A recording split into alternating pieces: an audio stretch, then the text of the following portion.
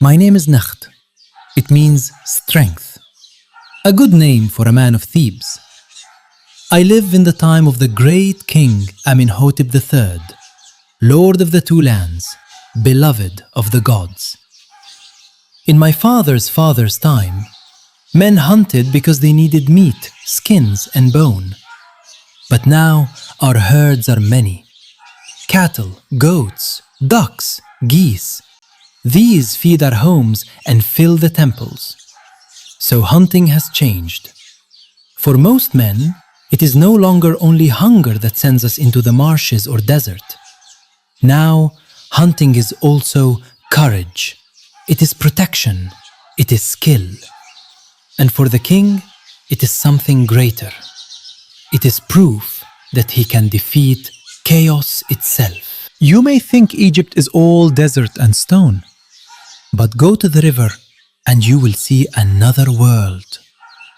Here are birds, fish, crocodiles, and the great beast of the marsh, the hippopotamus. Do not let its heavy body fool you.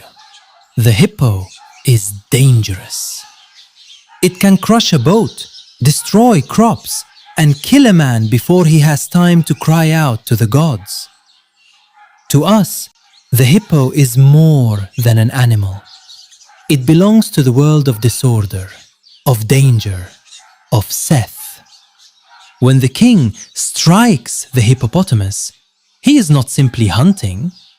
He becomes like Horus, defeating the enemy of his father Osiris. He shows Egypt that he can hold back chaos from the fields, the villages, and the temples. But the hippo is not only feared. In another form, it is also protection. The goddess Taweret, who guards mothers and children, carries the body of the hippopotamus. Such is Egypt. One creature may bring terror in the river and protection in the home. The gods are never simple. Neither is the hunt. A hunter must have steady hands, strong legs, and a quiet heart. Fear is useful. Panic is not. When we hunt, we learn how to read the ground.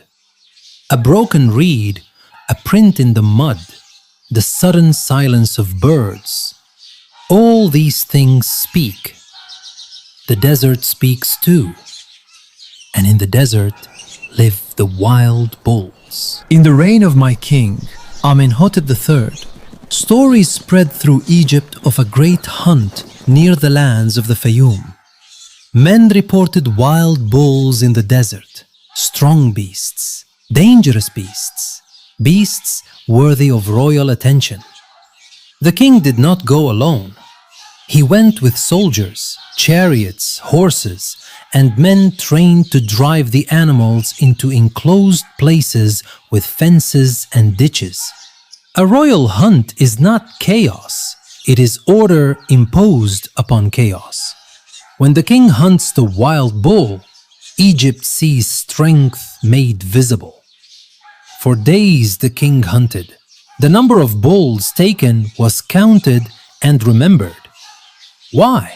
Because numbers matter. They show power. They show endurance.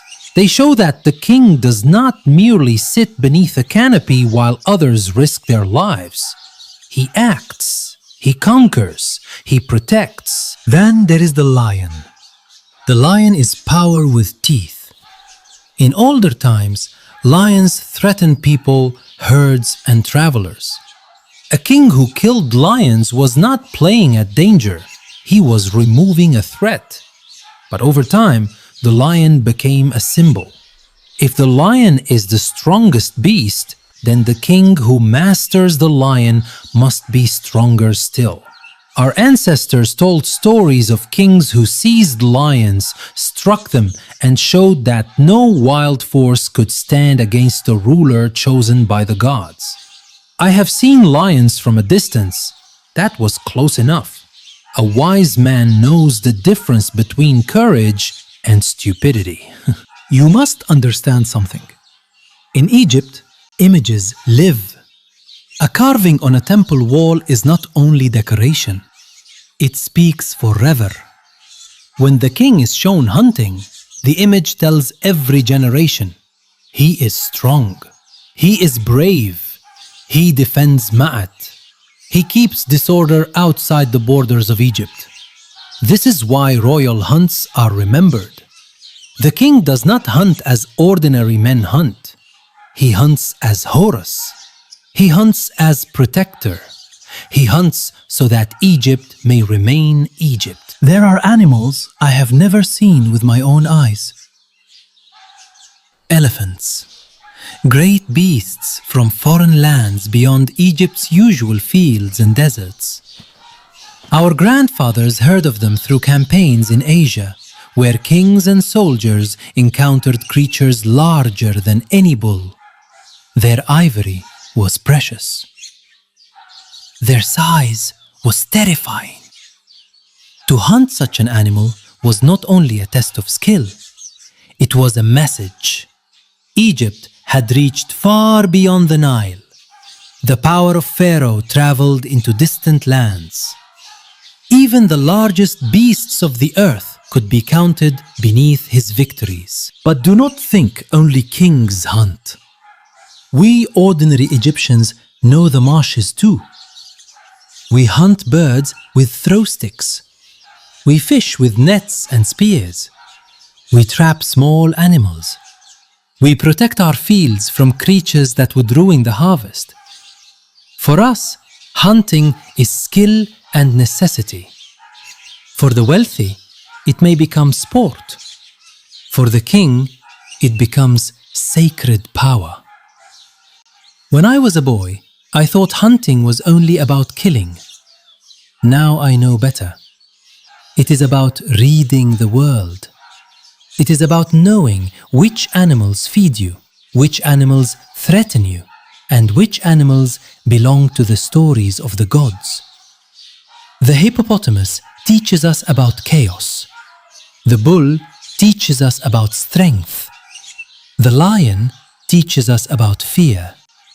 The elephant teaches us about the vastness of the world beyond Egypt. And the hunter? The hunter learns humility. Because the man who thinks he controls the wild is already in danger. So, I am Nakht of Thebes. I live under Amenhotep III, the great king, whose name will be remembered. I have walked the marshes, crossed the desert edge, and listened to the stories of royal hunts. In Egypt, hunting is not only the chase. It is protection. It is power. It is the battle between order and chaos. And as long as the Nile rises, as long as the temples stand, and as long as the gods receive their offerings, Egypt must remain strong.